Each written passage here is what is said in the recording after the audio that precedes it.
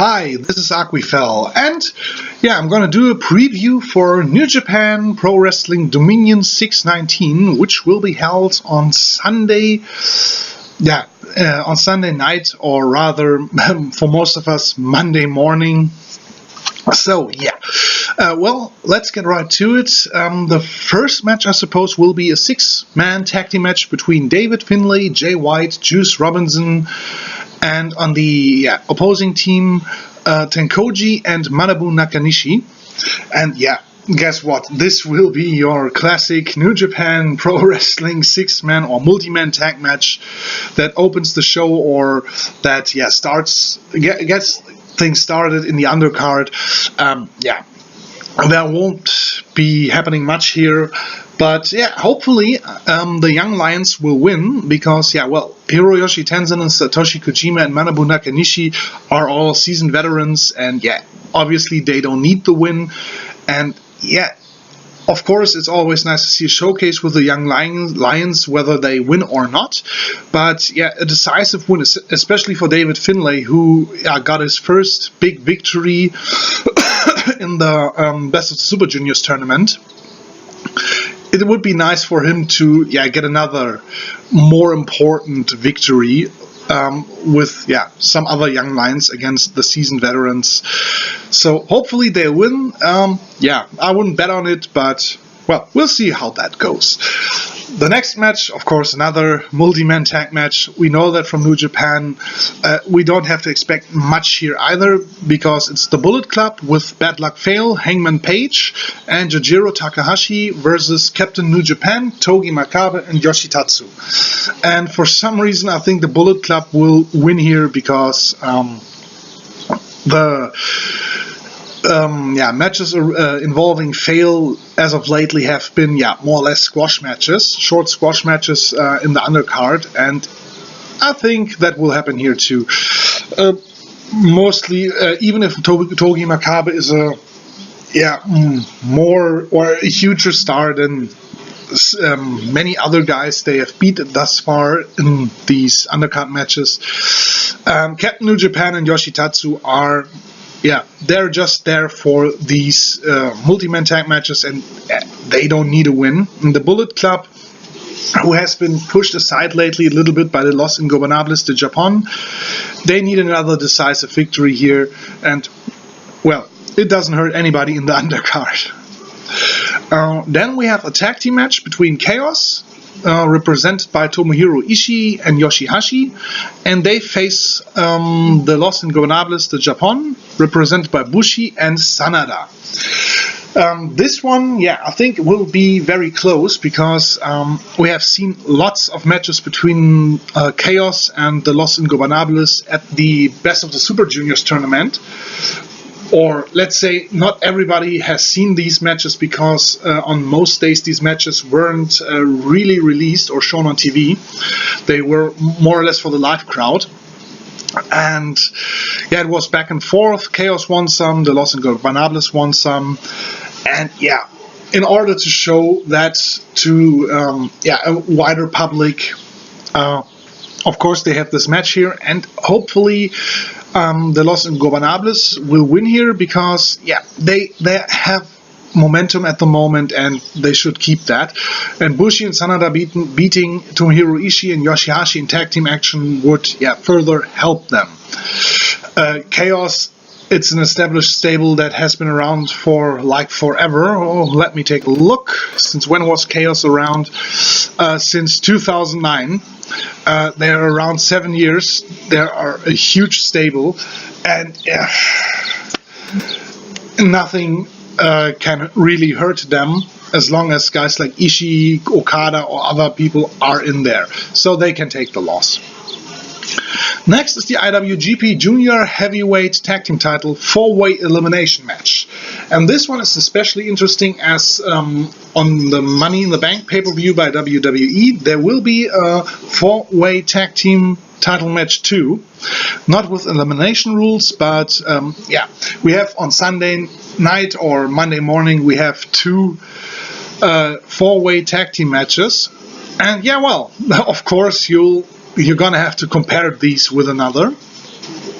And this one, yeah, well, I have really high hopes for the match because Matt Sydal and Ricochet, who are the champions, they both were great during the Best of the Super Juniors tournament, as well as Red Dragon, Bobby Fish and Kyle O'Reilly. They both were great too. And yeah, we have the Young Bucks and Roppongi Vice in there too. The Young Bucks back from injury, and yeah, I gotta be honest here, yes, they are spectacular. They know how to work, how to do the heel work, but yeah, I don't know, I've grown tired of their spots since like 3, 4, 5 years ago, because you have seen them all by now. And yeah, well, that can help further the match, but it's nothing that makes me want them to be champions. And so I'm going with either Matt Sydal and Ricochet here or Red Dragon, because all 4 guys shined through during the tournament. And yeah, of course, the Young Bucks, they don't really need the title. I don't want to see the title on them. And Roppongi Vice has just recently won the titles from Sydal and Ricochet and lost them back. So giving them the title now, somehow that would look stupid. So Red Dragon or Sydal and Ricochet retaining. Hopefully they retain, because I really like them as a tag team. I really like them as competitors. Yeah, whether tag team action or not. But those two really can do wonders with the title. Then we have the IWGP Junior Heavyweight title match between KUSHIDA, the champion, and Will Ospreay, who has won the Best of the Super Juniors tournament. And yeah, the G1 Climax winner always gets a title shot at the, or since a few years back, they always get the title shot at the New Japan Wrestle Kingdom show. And the winner of the Best of the Super Juniors tournament gets a title shot for the Junior Heavyweight title. Ospreay really earned it.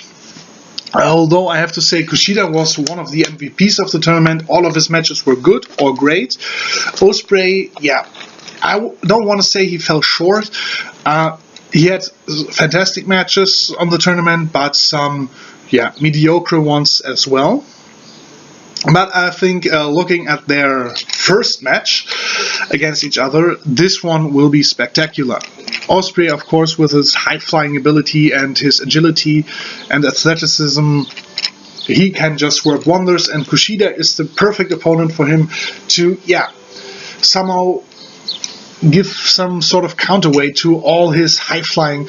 We see with the Ricochet Ospreay match we saw, that was an awesome spot fest, but some stuff like in-ring psychology, story, or selling, fell a little bit short. And with KUSHIDA that won't happen as much, because he's more of the technical guy, and with submissions, technical maneuvers, and it's a perfect mix and match. So this match should be awesome too. And if it's as good as the first one or even better, we're gonna have to see. I think KUSHIDA will retain here because, him losing the title, Ospreay being champion, will make for some interesting matches, but somehow I just don't see it yet. Ospreay has been on a roll lately. He has been pushed a lot lately, but I don't think they really want to over-push him that far. But, as I said, we're gonna see what happens. The IWGP Tag Team title match between the Guerrillas of Destiny and the Tama Tonga and Tangaloa and the Briscoe brothers. That could go either way. The Guerrillas of Destiny are solid in-ring workers, but not really great. And in my opinion, they are not exactly tag team title material. But, that's my opinion. At least they're not yet. So, and the Briscoe brothers, I loved them back in ROH around 2003, 4, 5, 6, 7, 8, and even 2009. But since then, Mark, with his kung fu script, says, I think that's fucking silly and doesn't belong in a wrestling match because, as I said, it's silly. It takes away my suspension of disbelief, so doesn't help, but the Briscoes are, yeah, your barroom brawler type of guys, and I think this one will be more of a fight than a wrestling match, which could be interesting, but yeah, on the other hand, it could get boring as hell. We don't know, we'll see. I think the Guerrillas of Destiny will retain the title here because the Bullet Club needs somebody to hold a title beside Kenny Omega. At least they need somebody in the title picture besides Kenny Omega. Well, and the Briscoe brothers, yeah, they of course have appeared occasionally on New Japan, but I don't think they're really New Japan. Yeah, they're not mainstays. They are guys who come in because with the working relationship with Ring of Honor. So, well, we'll see. The Never Openweight title between Yuji Nagata and Katsuyori Shibata, I think it will be a nice match too. The last one was short, but yeah, it worked well. And yeah, with Shibata, it's always the problem for many people. It's not a problem for me. His tough guy attitude and, of course, his matches with Hiroki Goto or Tomohiro Ishii always are, yeah, who's the toughest dog around? They pull some sick, stiff stuff, as stupid as that sounds, and it's always about, I can take more than you. With Nagata, it's he has the shoot style to compete with Shibata, but he's more submission oriented and suplex oriented and stuff like that, so it grounds Shibata a little bit. Grounds, so to speak. He's not a high flyer, but that makes for an interesting match, and Shibata can show that he really is good in more or less classic matches too. And I think Nagata will retain here because Shibata sooner or later should not really move up the card, but should be in a world title match sooner or later too, because that would really freshen things up. Then, the biggest disappointment of the night, Kenny Omega versus Michael Elgin for the IWGP Intercontinental title in a ladder match. It's not a disappointment because the match will be bad, but Omega was supposed to face Hiroshi Tanahashi, who, sadly is out with injury, so we have Michael Elgin filling in and going after Omega's title, and in a ladder match. I haven't seen Omega, or I have seen Omega in ladder matches, I think. That was nice. I mean, come on, he's a high flyer, he can work with a ladder.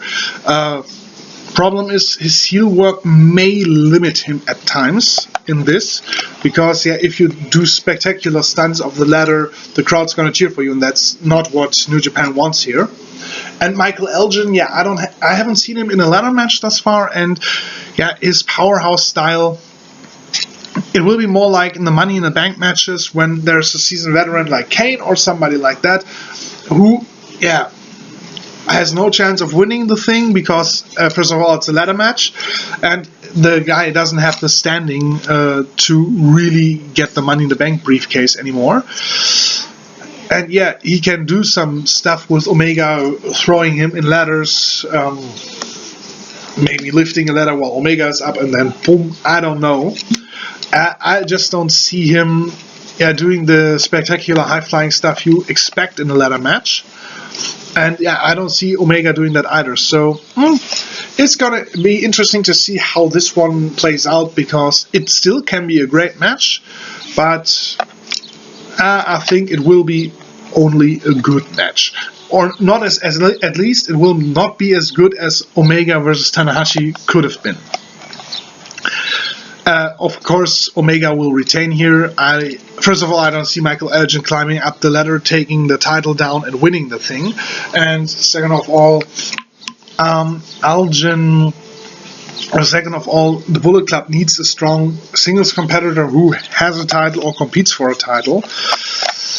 And third of all, Elgin, I think, doesn't have the standing with the New Japan crowd to really justify a title change here. Especially as sooner or later Tanahashi will be back and will challenge for the title. So we'll see. And then, finally, we have the main event, the IWGP Heavyweight title match between Tetsuya Naito and Katsuchika Okada. The last match they two had was great, and this one, no doubt about it, will be great too.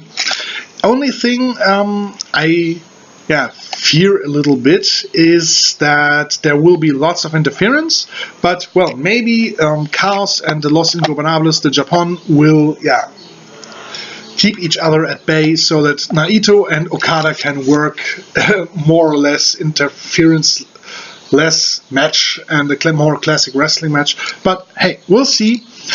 I think Naito will retain the title here, as I said, in a great match, because Naito has faced almost all of the other competitors who are in main event range, but he hasn't faced them in an epic title match main event that lasts 20 plus minutes and so on. So that will be a little bit fresher than Katsuchika Okada, who has virtually faced everybody who has a legitimate shot at the title since he won the thing first time in 2012. And we all know he was a great champion. He will be a great champion again, but at the moment Naito is the right guy to have some fresher main events. Anyway, I think the show will be great. I have no doubts about it. Most of the matches are really appealing, and